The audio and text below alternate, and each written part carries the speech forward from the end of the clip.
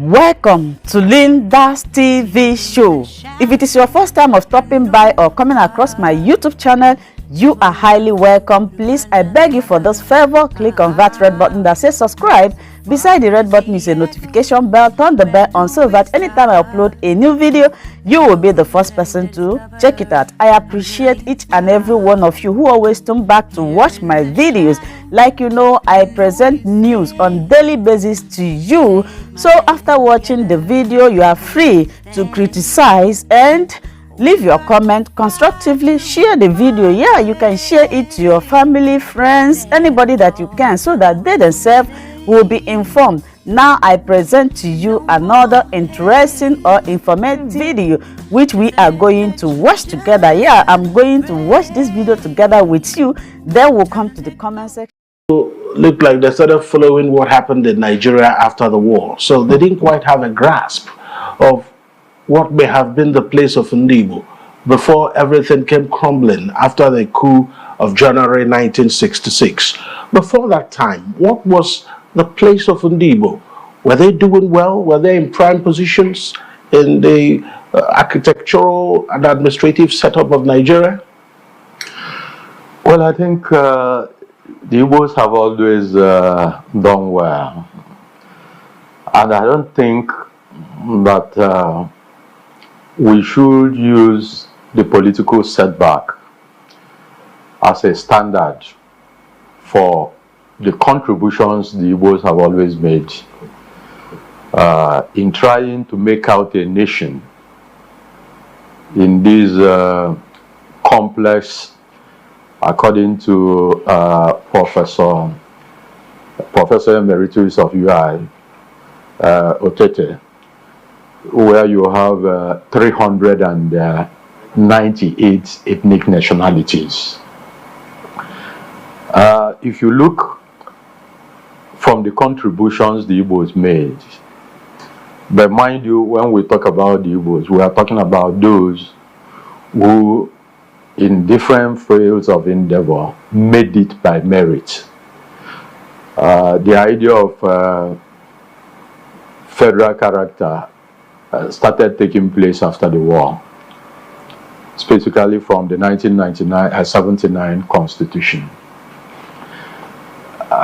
If we take a deep into history, if you look at the political struggle, particularly the nationalist struggle, you will discover that the Igbos had a prime position, whether you were looking at the social forces that brought about the awareness in terms of the regional configurations. The Igbo Union was formidable, of which the late Nnamdi Azikiwe was at the time the national president before Isaac Obi took over. But if you get to the political struggle, one thing that defines the Igbo man is that if you look at 1923, I don't want to deep before the amalgamation, the Eastern Province, and the struggle that the white man had to engage, the last bit being to subdue what is today the Southeast.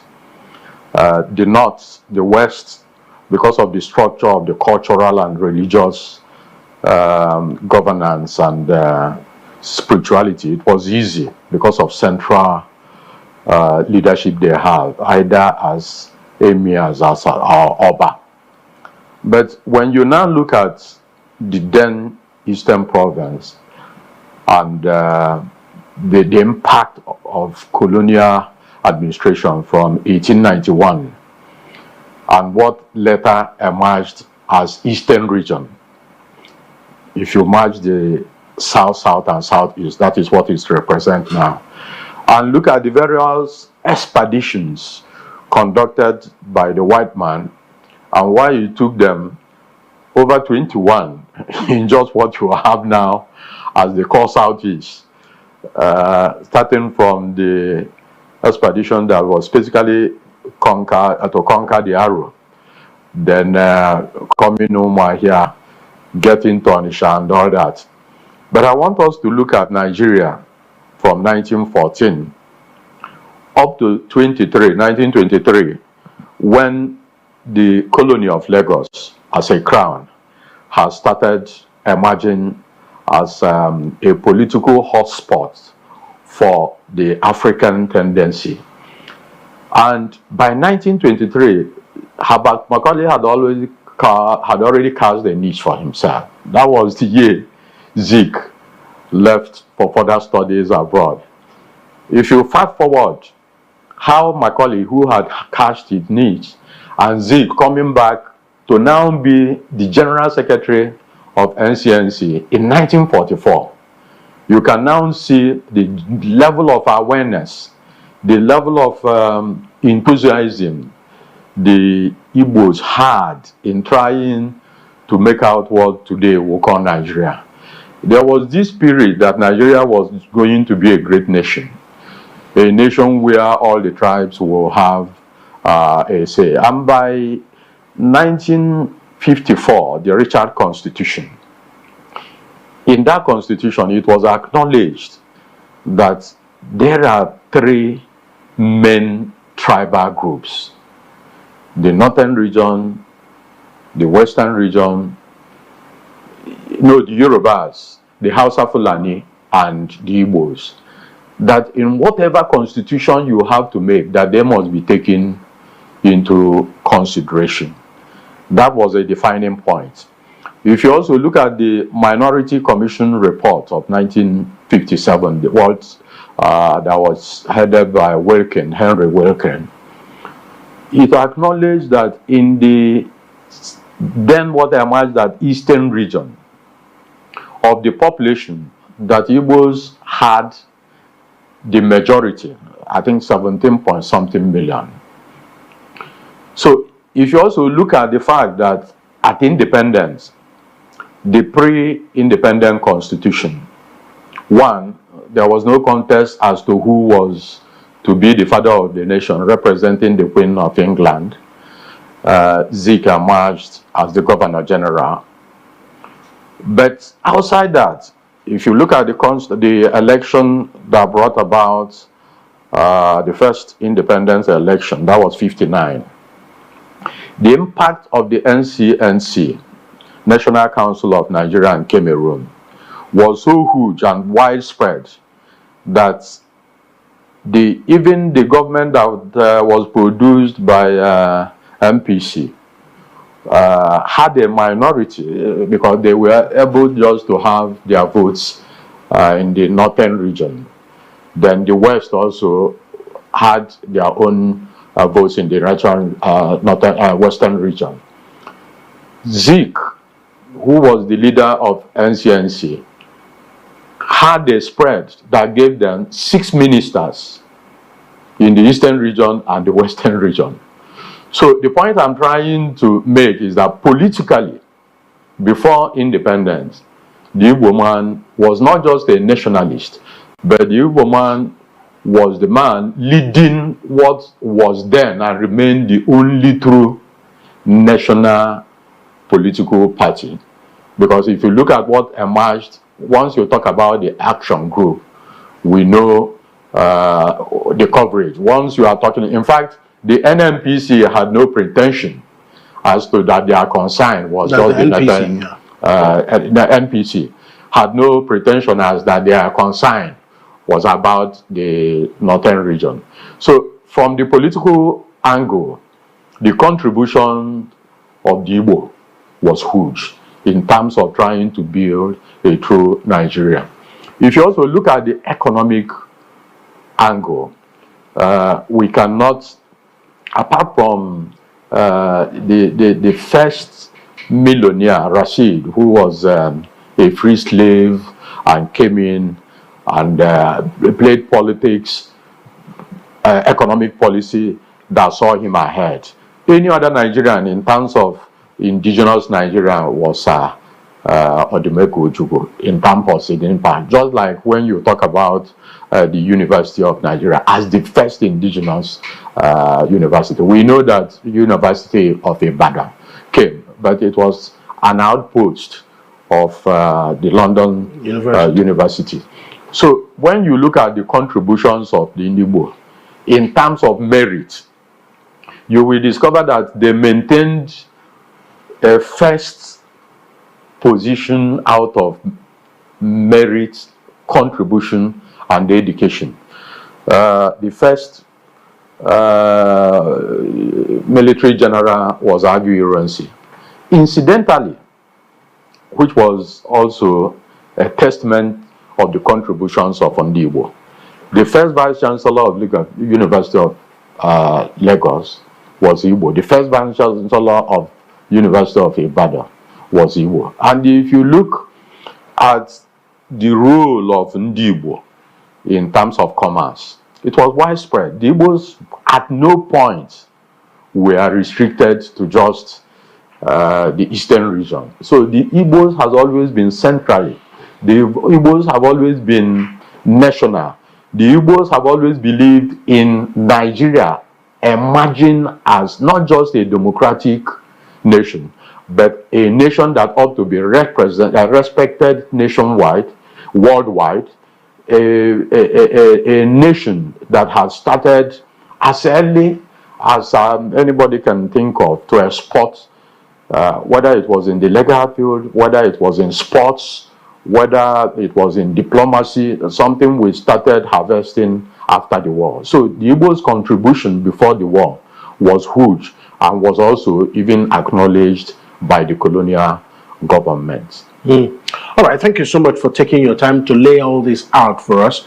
And I'd like to ask you specifically, by the time it was 1966, it looked like all hell was let loose, and it looked like whatever gains Igbo made crumbled at that point. But did it crumble completely? Or did Igbo retain some of the vestiges of their interests or their national united Nigeria? Well, the truth of the matter is that when you look at the impact of the Civil War, it degraded everything that the Igbos believed in. Because to retain means to remain stationary in where you think you've made gain. You know, the first impact of the little Civil War was that the Igbos had to leave where they were known, where they had made impacts, to return to their home, where before then they didn't quite give the attention that was needed.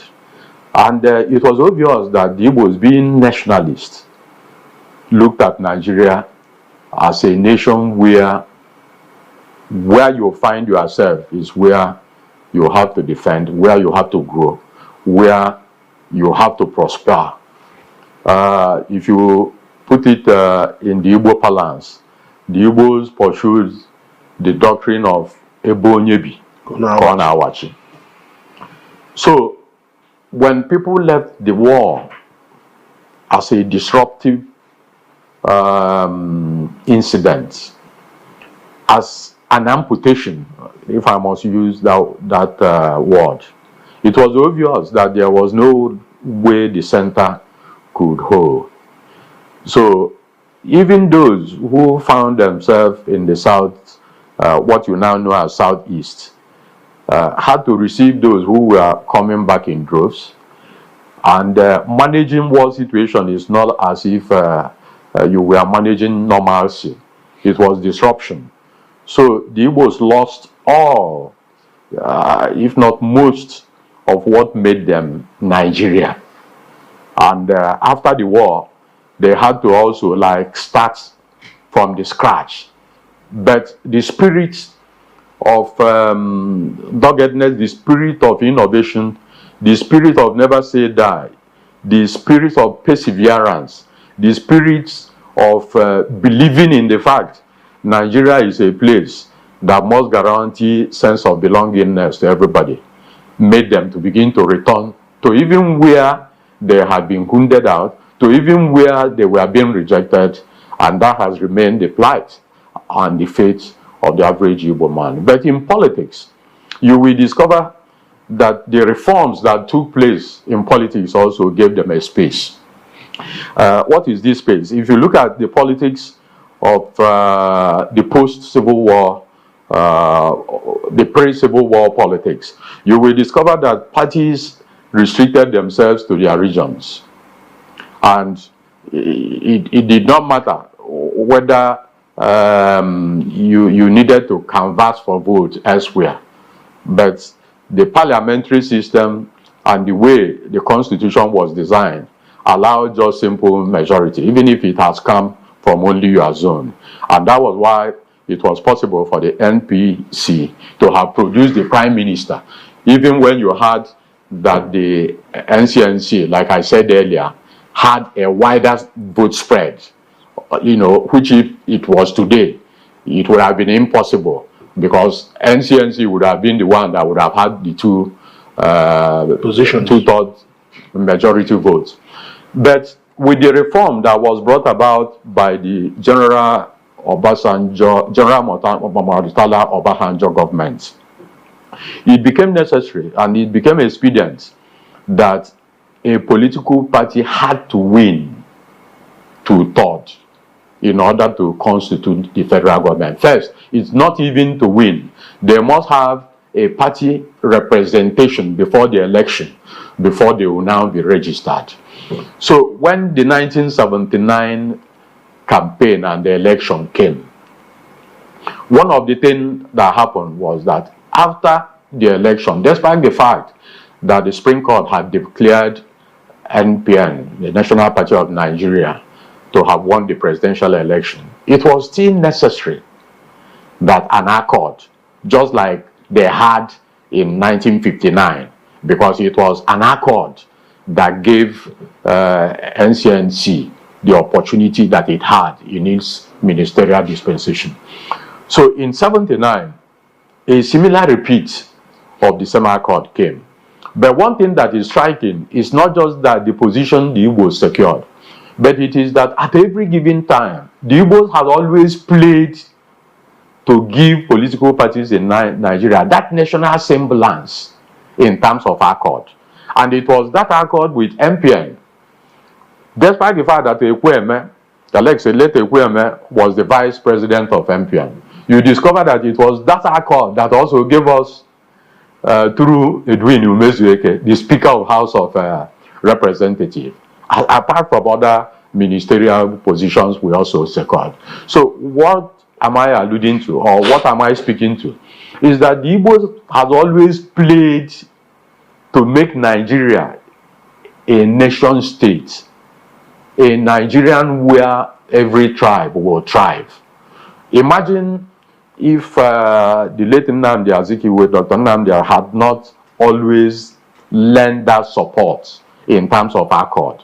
You would have discovered it would have been impossible to forge that kind of national sense of belonging, that kind of cohesion politically. Because without political cohesion, it will be impossible to have a government that have respect, to have a government that will control loyalty, to have a government that will be able to conduct governance as a federal government. So that was what happened. So now, with all that we saw in the late 70s and up to the early part of 80s, what now changed after the military took back power? I think it was Buhari that came on board. And what changed between when Buhari took power and when it came back to the civilians in 1999? Of course, I know there were a few attempts in between for a transition, but it didn't work. But by the time 1999 came, what changed the worldview of Igbo politically in Nigeria? Well, you see, in every society, you will discover that the dominant contradiction usually will affect the psyche of a political narrative in which those who are led consciously or unconsciously have to cue in. Because if you look at 79, the narrative I gave, but for the interruption and the military coup that came, it would have been impossible for the system to have stopped Alex Ekwueme from taking over from Shagari. And if you look at the political narrative in terms of alliances, you will discover that it has always been alliance between, in fact, not between. The North has always find it more friendly to work with Igbo. Because when we now talk, we are talking about the Southeast, knowing that the creation of states came at the eve of the Civil War. So what changed? What changed is that first, there is this mentality that came after the Civil War. Then there is this narrative that came with the the fact that the Igbos were defeated during the war. But that narrative didn't take deep role until PDP lost the election. Because, like I told you, if you look at the 1999 process that brought Obasanjo, obviously, people thought that Ekwueme, by even his role, the role of Igbo, mind you that the political process when Abubakar announced the transition, after the whole confusion that started from IBB, then Abacha took over, then the sudden death of Abacha, people didn't quite believe, given what Nigerians had gone through politically, that Abubakar was going to allow transition within 1 year.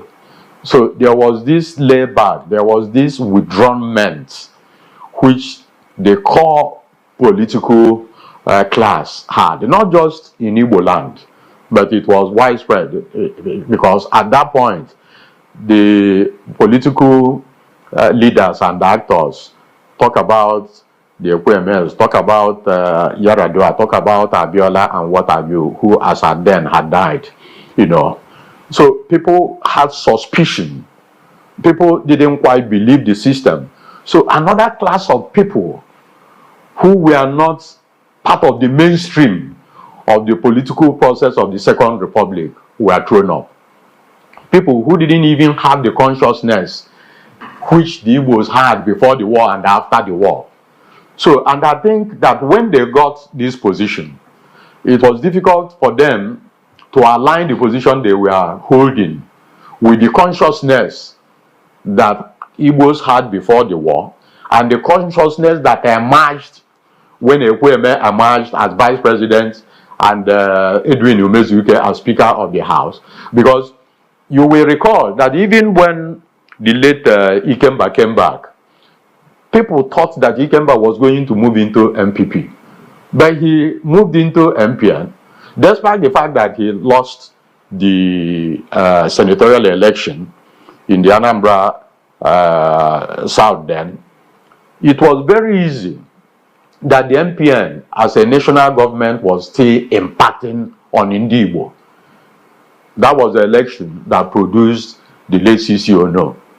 But following the military coup, another crop of people that weren't part of that process and the consciousness came in. And for me, I think what it was like, they got into an arena, they first were not too sure they were got in. And when they got there, it was like, how do we manage this? And all of a sudden, they reduced the quality of political representation, the quality of political participation, and the alliances which enabled the Igbo network to be able to capture this narrative. In 1994, in the SH0CK lecture, in his paper, Professor Emmanuel Obiechina, had likened this narrative I gave now to an American folklore. He said there was this guy that was called Rip Van Winkle, who had a farm, and he left his farm and went tending to other people's farm. And by the time he returned, weeds took over, you know, his farm. So I think that's what happened to us. And since then, you can see that the quality of representation and Igbo became low. And that brought us into the marginal mentality of marginalization. All right, issue of marginalization. And I always say this, that the reason why we saw racism was because there was slave trade. That was the consequence of racism. And then in Nigeria, we see that the consequence of the Civil War is marginalization. So how do you think that Igbo are dealing with this marginalization? Well, I think the point I was trying to make earlier is that marginalization is real and perceived. But we have a group of people whose perception of marginalization have not only become defeatist, but has also even denied them the ability to begin to even say, I am Igbo. If you dip into history, one of the challenges the colonial master had was that they were not quite able to understand at the earlier stage when they were trying to occupy this space we are now as in the Igbo, that Igbos were Republican. And when people liken Republican to independent mindedness, I think they miss the point. Because if you look at the traditional Igbo setting, the villages, the communities, the way decisions are made, you will discover it is even deeper than the Greek model, from where they said we borrowed democracy. Why did I say that? The Greek model, people don't always refer to the fact that only the property class, only men who had vested interests in the community gathered the square to make decisions. It is not so in the Igbo traditional setting. In the Igbo traditional setting, families send representatives.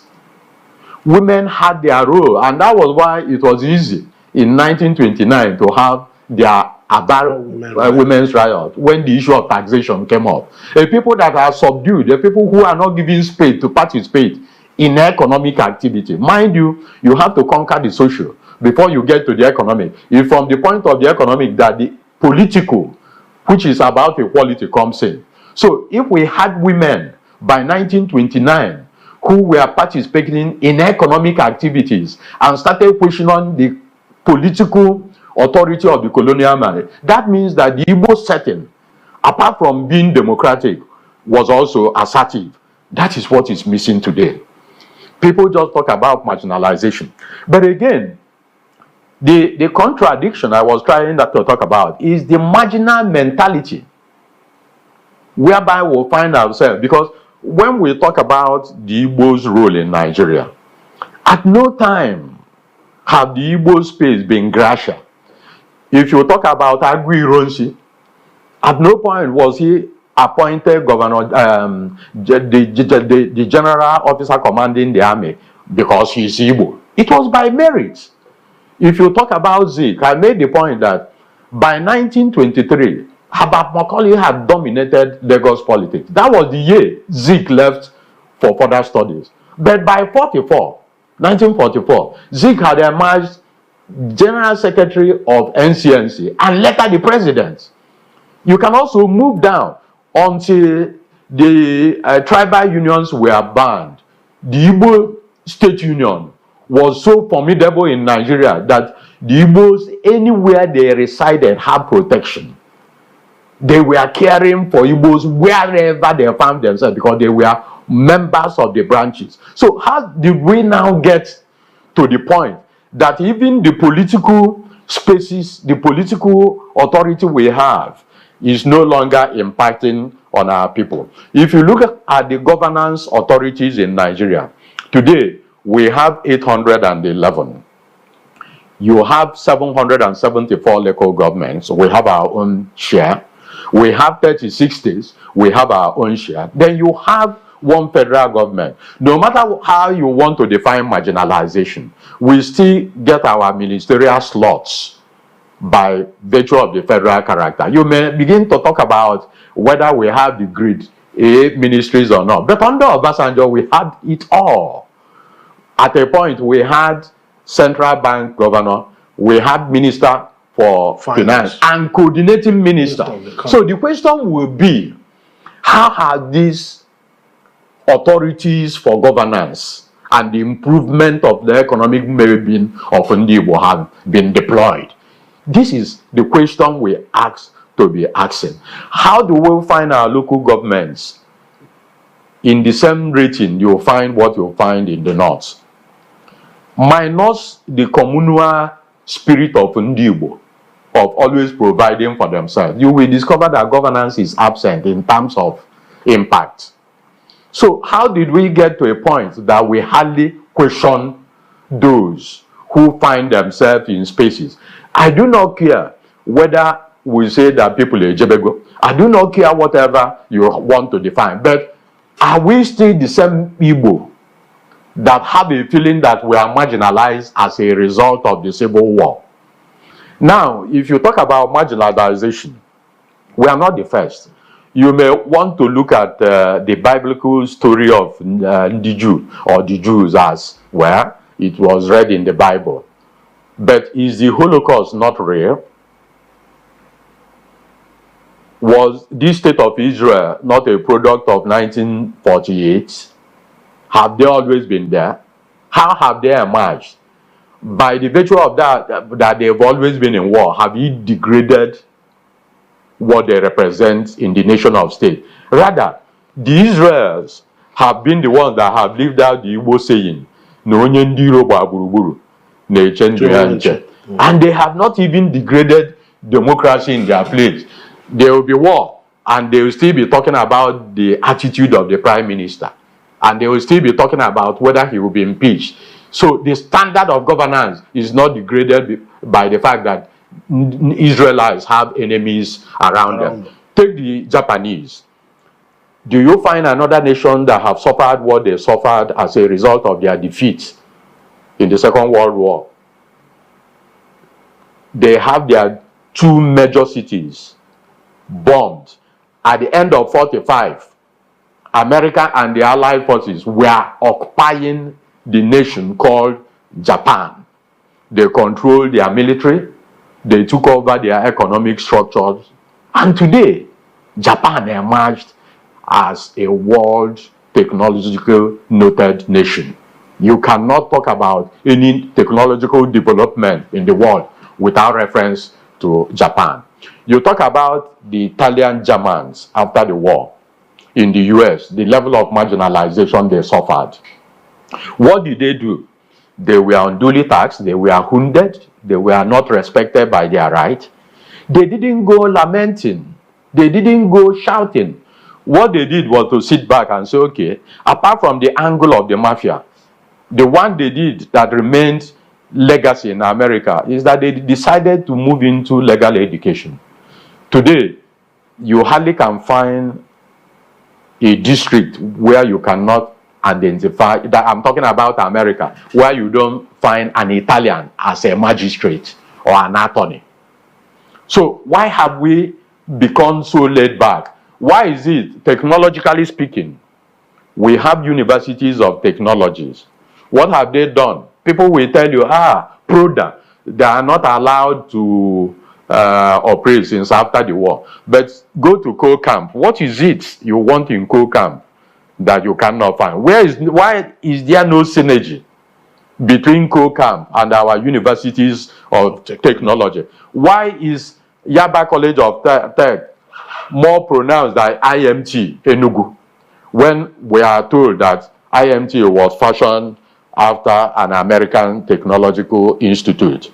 So what is that thing that the Igbos are denied in terms of our ingenuity that Nigerians are stopping us? Why is it in politics where we talk about, this ministry will not be allowed to run it, the ones we run?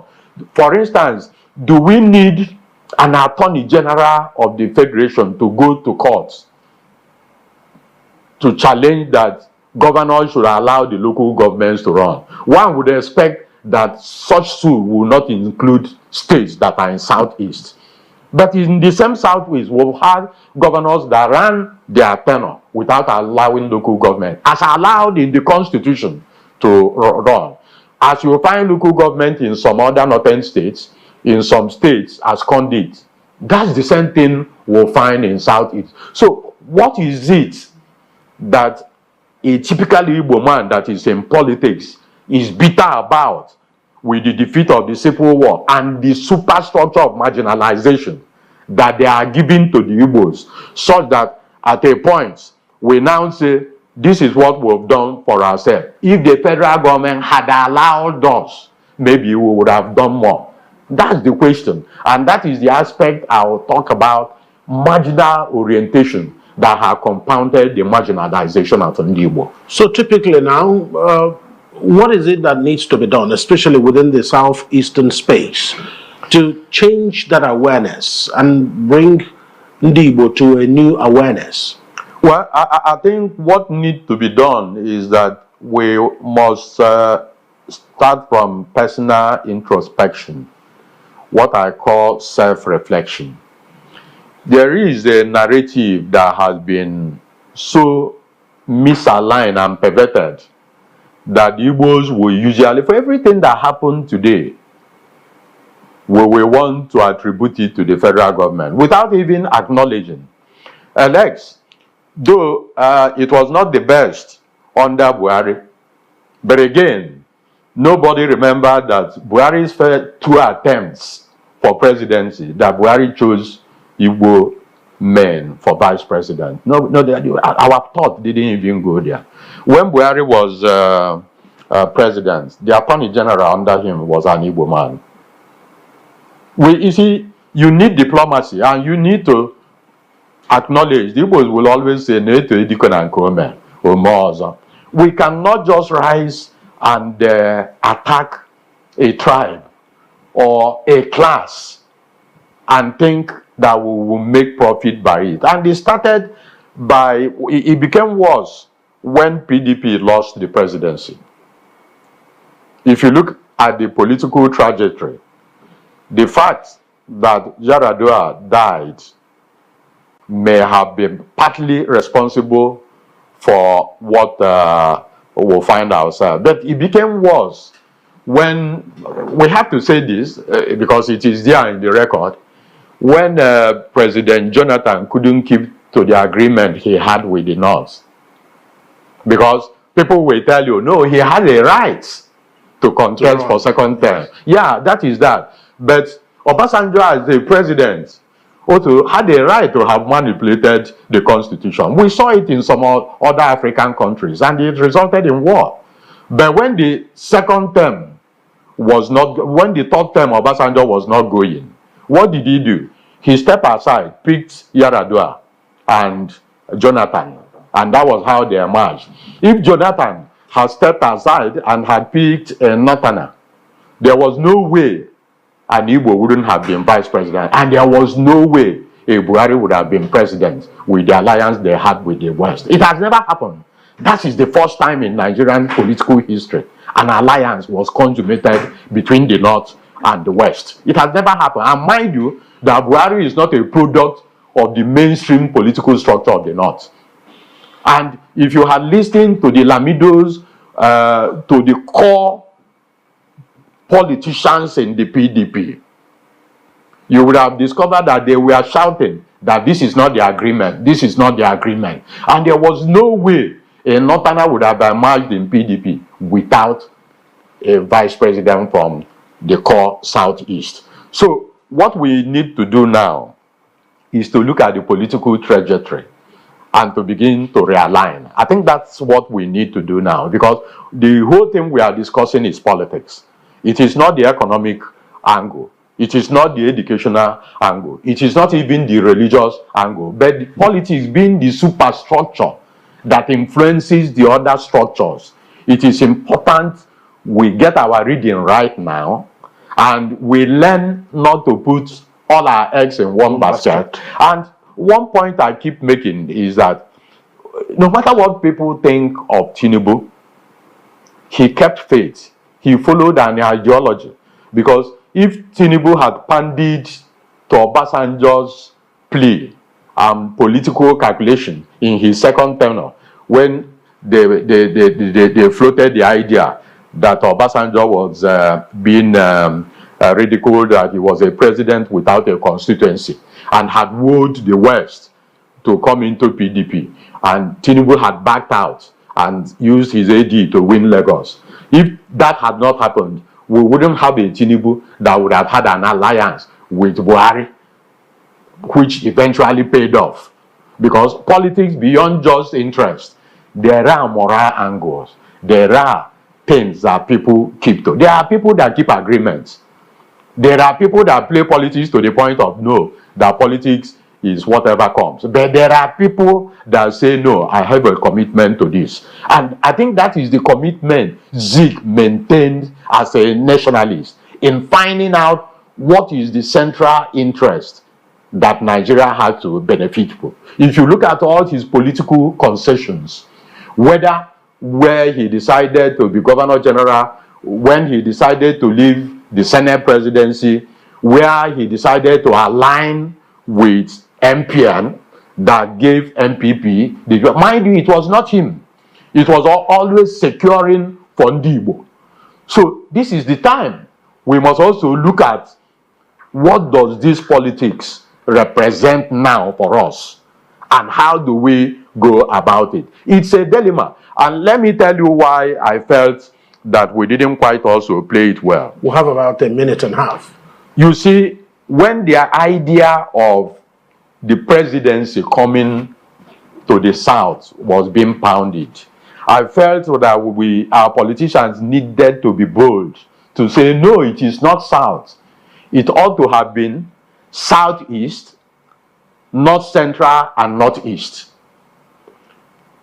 Those who had a different agenda were those who played the Southern presidential politics.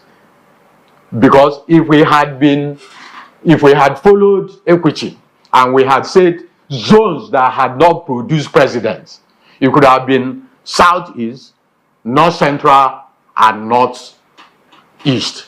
And if that game has played, what it means is that if the North had taken it, any of the northern states, the Southeast would have taken the vice president. These are calculations nobody will go far to find. You know, we are totally out of time, but I'm enjoying this conversation, and I think we'll have an encore. Thank you so much, Comrade Fidelis Ede. My honor. For talking to us tonight on the Eastern Eye. Comrade Fidelis Ede is the Executive Director, Service Accord Initiative, a farmer lawyer and former Labour leader. He's also Ezudo Nuboka. Thank you. My honor. Thank you so much. And that's Eastern Eye for today. And before I go, I have to say this, that we pay our respects to all the fallen heroes of Biafra, those who lost their lives during the war between 1967 to 1970. Our hearts are with everyone who's lost someone and whose lives changed forever because of it. SH0CK. Hello my wonderful people, as we have finished watching this interesting video, please, I want to see your comment, your contribution, your opinion in the comment section. It's Riz Money on the beat. Let us do it constructively. And you're welcome to Linda's Tell TV me show. What you think about this video, the home of news and analysis, and also where you get your information about the happenings in the globe, especially in Nigeria. Please remember to subscribe, put on your notification bell, share this video, and listen